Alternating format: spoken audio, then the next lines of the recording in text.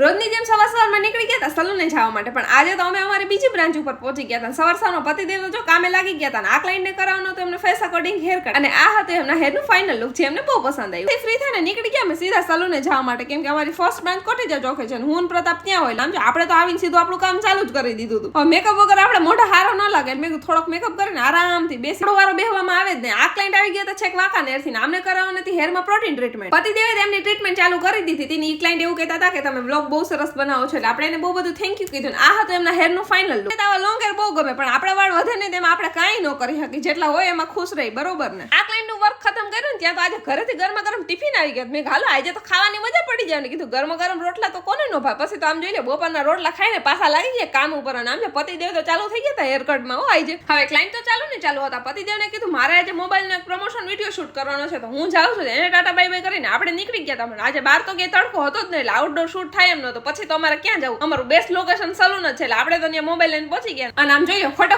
પ્રતાપ વાત કરવાનું ચાલુ કરતો, હા હું કરો છો મારી યાદ આવે કે નહીં, એમ કરીને માન મોબાઈલનું શૂટ ખતમ કર્યું. અને આટલું બધું ભાષણ દઈ દઈને મારું મોઢું દુખવા માંડ્યું. શૂટ ખતમ થાય ને એટલે કઈક મજા આવે. આ સલૂને આજે મારે 7 વાગી ગયા હતા, અને ગણપતિજીની આરતીનો ટાઈમ થયો, એટલે બધા સ્ટાફે મળીને આરતી કરીને બધા એવું કહેતા હતા કે તમારા સલૂનમાં નકરા છોકરા છે. ના ના, આટલી બધી છોકરીઓ છે, અને આ ક્યુટ બેબી આપણું સામું જોવા મળે ને એટલે આપણે એને રમાડવાની બહુ મજા આવી છે. આમ છે એને બાય બાય કરીને હું નીકળી ગઈ પતિદેવ પાસે જવા માટે. ફટાફટ પહોંચી ગઈ સલૂને. પહોંચીને આપણે સીધો ઓર્ડર કરી દીધો પતિદેવ. મેં ખાઈને 8 વાગે મેં આખા દીમાં ચા નથી પીધી, તો ફટાફટ મારા હાટું ચા લઈ તો કે હવે ઘરે જાવ. મેં ઘરે પછી જાય પેલા ચા લઈ આવ. એ ઘર ભેગા ને પ્રતાપ જમીને મારી પાસે આવતા હતા, તો રસ્તામાંથી આઈસ્ક્રીમ લેતા આવ્યા. પછી તમે બે મણે બેઠા બેઠા આઈસ્ક્રીમ ખાધી, અને મમ્મીના જમાઈ આવ્યા હોય એટલે આપણે એના માટે ચા તો બનાવવો જ પડે. પછી તો રસોડામાં જોઈ લે મસ્ત મજાનો ચા બનાવ્યો આપણે. હવે તમને બધાને હસવું આવતું હશે કે ઘડીક આઈસ્ક્રીમ ખાય છે ને હવે ચા. આપણે ને તો બધું હાલે, મને તો જરાય તકલીફ ન પડે, મને તો જે થયું એ બધું હાલે. પછી તો આરામથી ચા પીધું ને આજ રીતે આજનો દિવસ ખતમ થયો. હવે મળીએ કાલના નવા મિની વ્લોગમાં. Tata bye bye.